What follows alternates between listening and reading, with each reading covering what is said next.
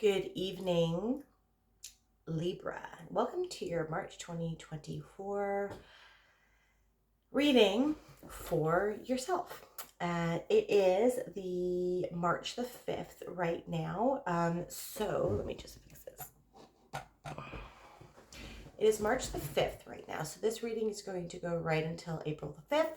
Stay tuned for my channel because I am planning on creating regularly scheduled readings for each sign. So every second weekend on the Saturday, every second weekend of the month is going to be the fire signs on Saturday, earth on Sunday. Then it's going to be on the third weekend, it's going to be water on Saturday and air on Sunday going forward.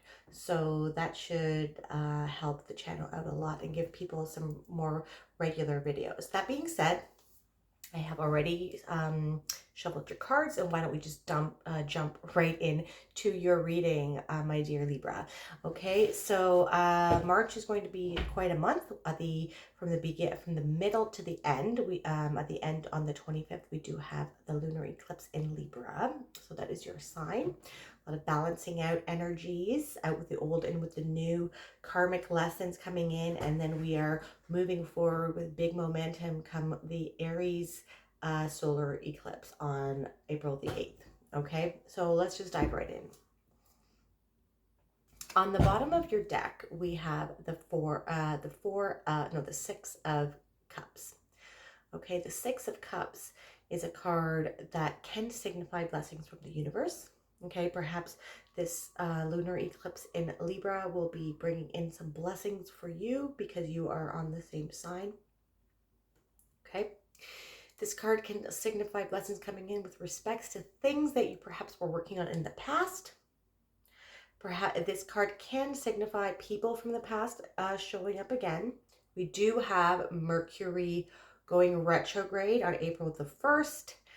So be mindful of that. I would never, well, you know what? You do you, okay, Libra, but I would like to just say that try to learn the lessons that those people were trying to bring into your life, and really do be mindful of who you let back in. They were brought in for a reason, but they also left for a reason as well. Okay. This card can also signify soulmates coming in, so maybe meeting your soul tribe, or perhaps someone coming in with regards to being of that sort of energy, balancing out you, maybe, right? So let's keep that in mind. That's in the foundation of the bottom of your deck, right? So then we have the Tower on the bottom of your smaller deck.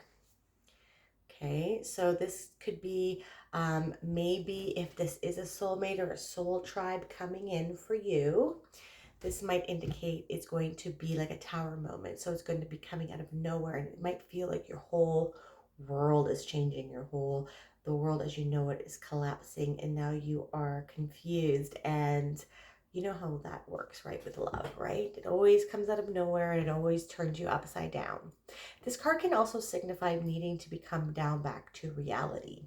Okay, so you've been maybe living up in the clouds in your head for too long. This is what the story of the tower signifies. Okay, it signifies these people were stuck in the tower for too long, and now the lightning bolt has brought the tower crashing down so they can have a reality check.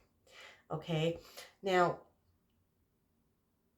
on a normal Rider-Waite deck, there's one person jumping out of the tower. So he is intentionally jumping out. He is aware of what is going on in his environment, and he is taking his risks and jumping out. And so he's in control of his life himself, right? He's the locus of control of his life. It comes from within him. Whereas there's another person on the normal Rider-Waite deck that's falling out. He's being pushed out because of his circumstances. So what are you going to do? Are you going to be the product of your situation and your surroundings? You're going to let them, your external world, dictate how your reality is going to be, or are you going to choose it yourself? Are you going to choose to take your tower moment, or will it be given to you? Okay. So I don't think Tower cards are bad per se. If life was stagnant all the time and not changing, we would get bored. So this is pushing us out of your comfort zone, and it is leading to some sort of change. What it's going to be, it's for us to see still. Okay. So our first card is the Hierophant. So the Hierophant is a card of establishments. It can be a card of hierarchy. Okay. As you see here, this Pope, he is initiating these two priests or whatever they are. Okay. And if you see here, he has 3 levels to his crown. The first layer signifies being a novice. Then the middle one signifies being an apprentice. And then the third one is considered being a master. Okay, so perhaps you, this tower moment, right? This tower moment that you will be going through is an initiatory part of your life where yes, this might be difficult, but you are going to be forever changed, and you're being initiated into a higher calling. Okay. It is a blessing. Okay, he is instilling blessings to these initiates. But sometimes when you are being called to step into your true calling, it most oftentimes takes a tower moment to get that reality check and to be able to see the world for what it really is, right? Which would change your perspective and allow you to become who you truly are. It takes that level of people that have the most impact are often thrown into throes of discomfort and despair. Not to say that that's going to happen, okay? But I'm just saying growth comes from hardship, okay? If we didn't have hardship, we wouldn't grow as people. Life would be pretty boring. Yes, okay. So this is a gift from the universe, okay? Like it had with the 6 of Cups, okay? The universe is giving you something that this is like the Holy Spirit or spirit, you know, the spirit of the universe or your higher self, okay? Your guides, they're giving you this gift that is going to have an outcome of fulfillment, spiritual fulfillment, having purpose in your life. And you're going to be overflowing with positive emotions. This is an Ace card, so it's start of something new. So we have the Tower, right? We have a Tower moment that is throwing you into some sort of initiatory stage.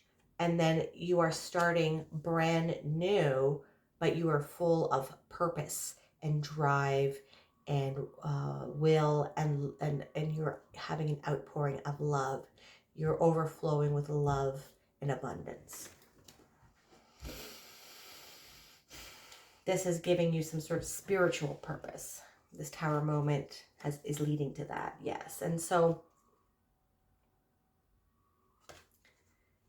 we have the 6 of Pentacles as well. So 2 6s are very good in the tarot. Okay, it's a good omen. And with this gentleman here, he is like Libra. It's kind of a Libra card. He is weighing out who he's giving his attention to. Okay, so when this tower moment happens, like I had mentioned when we had brought up the 6 of Cups, right? You want to be mindful of people coming back from your past. So you want to make sure that you are giving your attention to people that are totally deserving it only. Okay? Because this card can signify people that have breadcrumbed you before. So breadcrumbing means like giving you a little bit of attention and then fracking off, and then coming back when you feel like they've been gone forever. And then so it's this constant cycle of, but you're never fulfilled. So you want to make sure you're giving to things. So it doesn't necessarily have to be people, but make sure you're giving to projects or your career or anything that you're working on or putting your energy into. You want to make sure that you're getting energy back in a reciprocal manner. That way that you're able to feel fulfillment and contentment and overflowing with not just time, you want to have time as well, right? So no energy vampires here. Anything that you are putting your energy in should be fulfilling you and should be nourishing you, like the Ace of Cups. Okay. Um, yeah, so you want to make sure that anything you're giving your energy to, you're being reciprocated equally. Okay, weighing it out. Are you getting anything in return? And that's not a selfish way to think. Okay. It could also signify karmic blessings coming in that could lead into the whole concept of you being initiated into something. The Tower moment. You're getting some karmic rewards or punishments. How pure is your heart? When we think about the myth or the story of Ma'at in the Egyptian pantheon, she weighs out people's hearts with against a feather after they die in the afterlife. So whether your heart is pure or not, how you've been living your life with integrity is going to determine the outcome and how you're going to handle this tower moment and this initiatory stage, right? Because things can happen to us all day long in our whole life, but it's how you respond to things that makes the difference. Are you a victim, or are you going to make it define who you are in a strong way? Okay. Not to say and not to discredit hardships, okay? We can feel the emotions that it gives us because we are human and we are meant to feel all the emotions. There are no bad emotions, but you can't stay there, okay? You need to let it build that character and build that drive so you can become who you truly are meant to become. Okay, Libra? With the Hierophant, we have temperance, yes. Turning one thing into another. So we have a tower moment. We're being initiated into something.